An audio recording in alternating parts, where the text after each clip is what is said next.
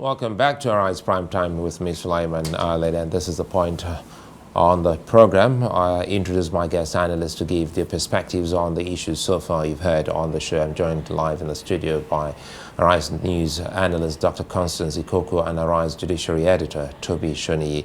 Thank you both for joining me. And we actually started from the judiciary aspect. I think it's a better place for us to start.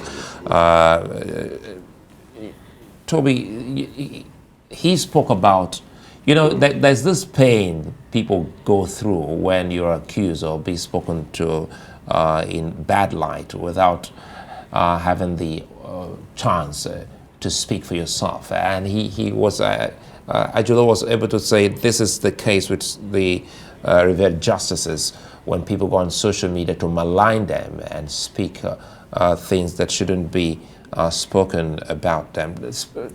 Paint for us a picture, how the institution is. It's a better place to start.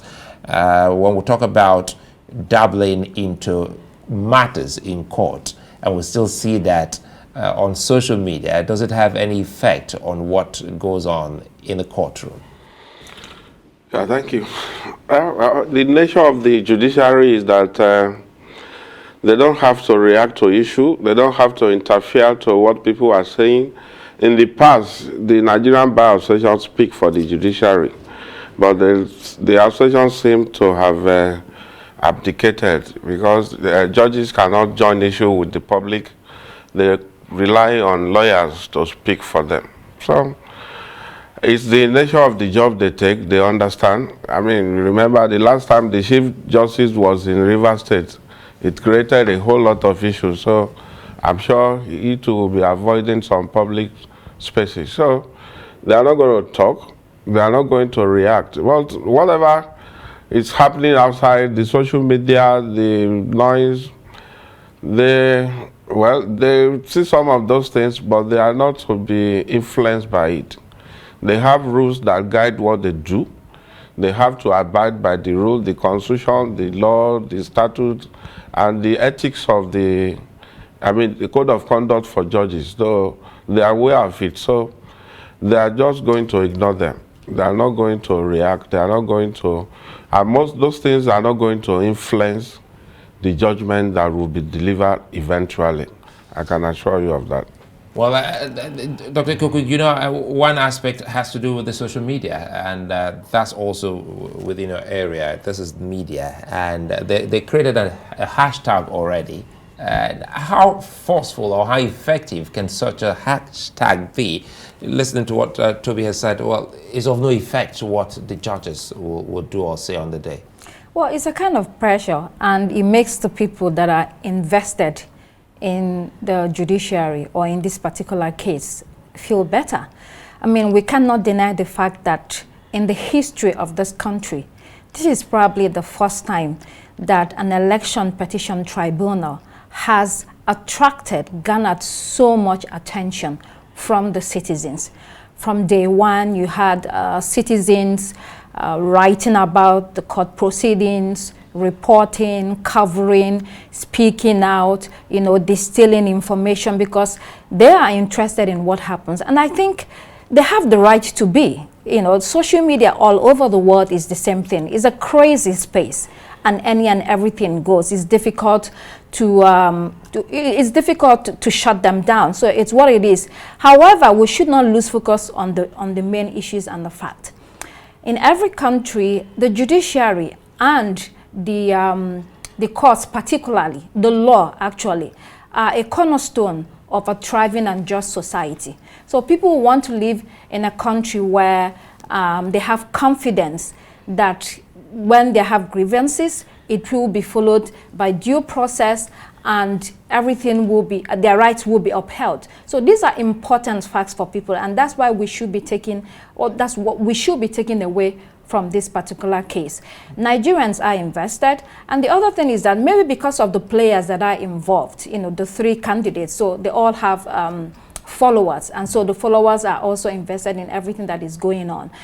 Yes, the president says that he won fair and square. The opposition says that's not the case. It is now on them to provide credible evidence. I mean, the court cases have ended. Provide credible evidence to show that there were widespread malpractices that can undermine or should undermine the integrity of the process. So at the end of the day, we're waiting for the judges to show us whether those evidences were strong enough. Toby, you and your team and others have covered this election petition tribunal matters, back to back without leaving anything, uncovered. How has it been so far? Are there hindrances, before the media in the coverage of this of these proceedings? Yeah, at the beginning, people called for the proceeding to be broadcast live, but the courts delivered a ruling and I rejected it. And I think that was a kind of disappointment for so many people. So, I mean, maybe you probably will not need to go to the court to cover the proceeding if you can watch it from your sitting room. So that, because going there to cover is a bit tedious, not enough space. The place is always crowded. But if you're an experienced judicial reporter, well, from Falaya and Obasanjo 1999, I've covered virtually all the presidential election petitions. So it's just like the other one. But there will still be more disappointment. I've always argued that, when two people go to court, one will lose, one will win.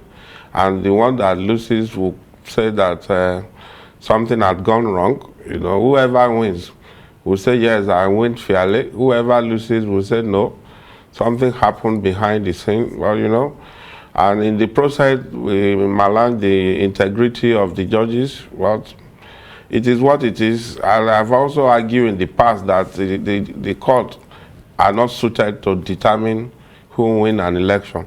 We should not see our civic responsibility to the court. I mean, it's supposed to be the electorate who should determine. But because the politician will not play by the rule, political party will not play by the rule, INEC is not creative enough. So we keep on putting pressure on the judiciary. There are so many cases that are wasting them. People are in jail for an offense they did not commit, but the court cannot hear those cases because they are determining election petition. There are businesses, contractual relationships that have gone sour. There are land cases that have been abandoned, which affect the economy of this country, but they are not being attended to. Everything, some judges that were hearing these cases were suddenly drafted to election petition tribunal, and those cases are deemed abandoned. And we are never going to make progress like that.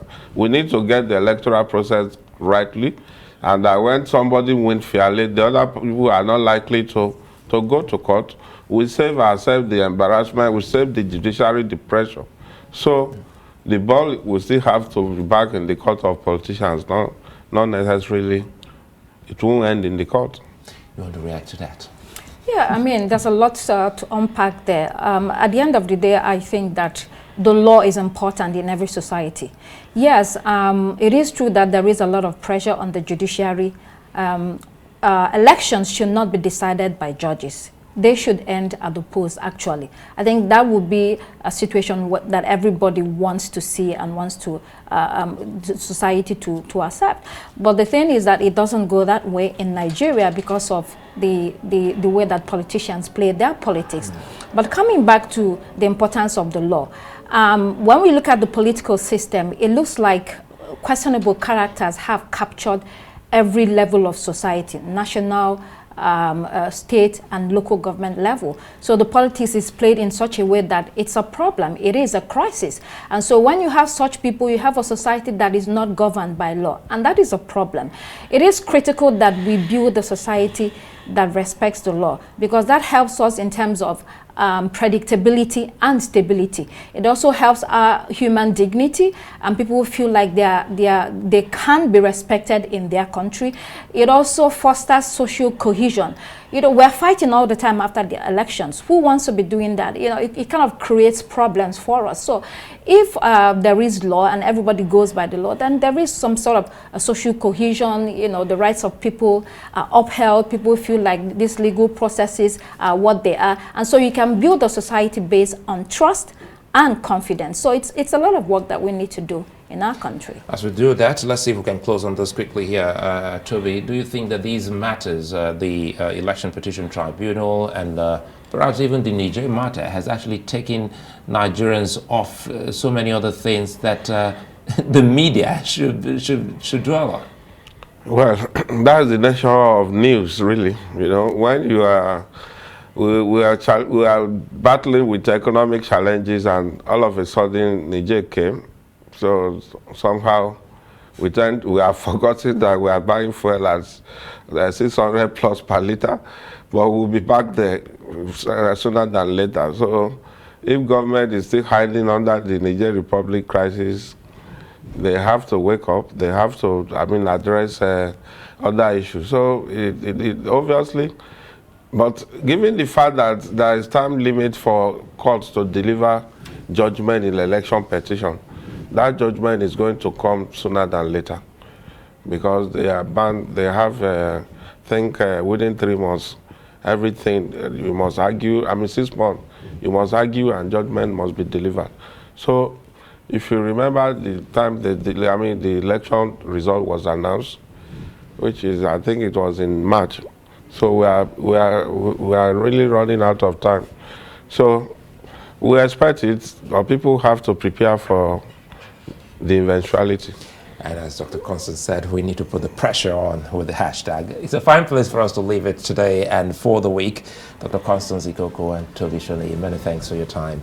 Well, that's it on the show. You can actually catch the show more on our website, arise.tv. From the team here and everyone, it's bye-bye and thanks for watching.